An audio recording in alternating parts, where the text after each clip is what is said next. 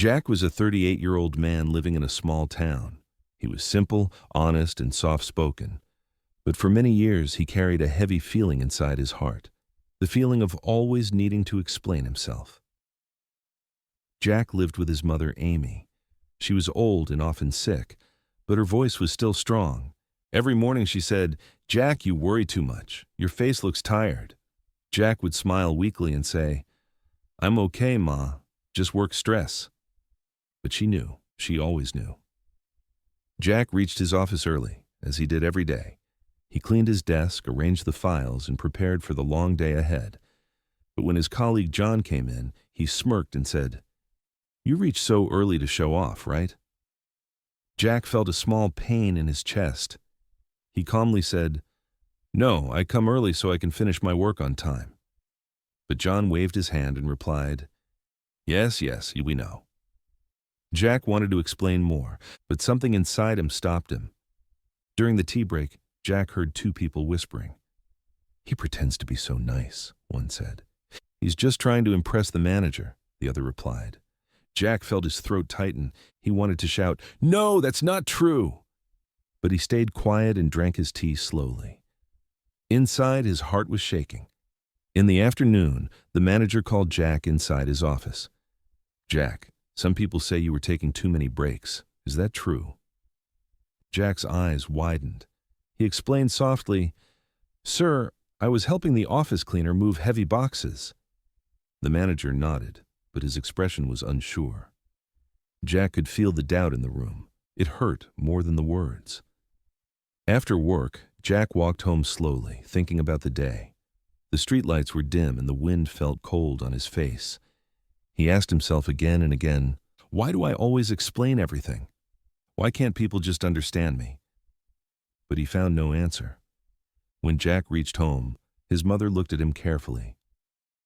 "Something happened today," she said. Jack sat next to her and held her hand.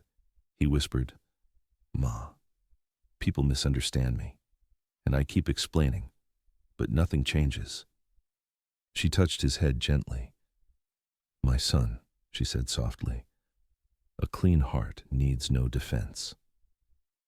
These words stayed inside him even after he went to bed. Jack lay on his bed, staring at the ceiling. His mind was full of old memories, the times when he tried to explain himself to friends, teachers, relatives, neighbors. He remembered how people often twisted his words, how they believed rumors more than truth, and how he always tried to fix it by explaining. But explaining only made him feel smaller. That night, he barely slept. The next day at work, it happened again.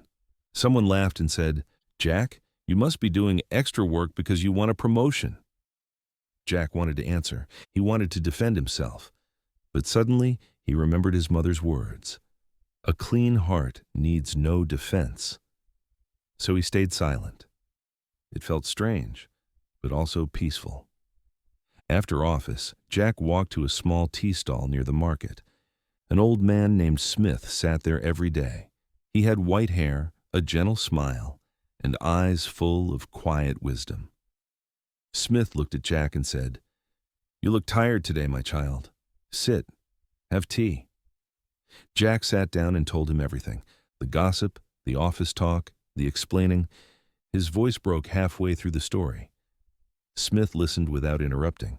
After a long pause, he said, "People do not look at who you are. They look at what is inside them. If they have jealousy inside, they see jealousy in you. If they have fear inside, they see fear in you." Jack listened carefully. The words felt heavy but true. Then the old man continued, "You waste your life when you try to explain yourself to people who have already decided not to understand you." Jack felt something shift inside his heart. The next day at work, the same colleague teased him again. "Jack, you left early yesterday, trying to avoid work?" Jack took a deep breath. His heart raced, but he looked straight at the man and said, "Think whatever you want." The whole office fell silent. John blinked in surprise. He had never seen Jack speak like that. And for the first time in years, Jack felt strong. Slowly, things began to change. Jack stopped explaining everything.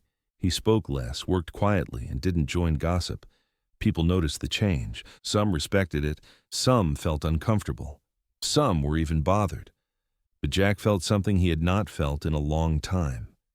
Peace. One weekend, Jack took his mother for her checkup. The doctor smiled and said, "Your mother's health is improving. She looks happier." Amy said, "My son is changing. He looks lighter. I think he finally understands something." Jack smiled gently. He didn't say anything. A few weeks later, Jack returned to the tea stall. The old man was sitting there with his usual calm smile.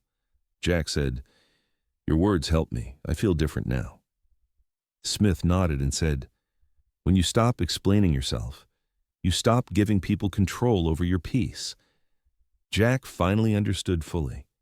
He had spent years trying to convince others of his purity, and in that process, he had forgotten his own worth.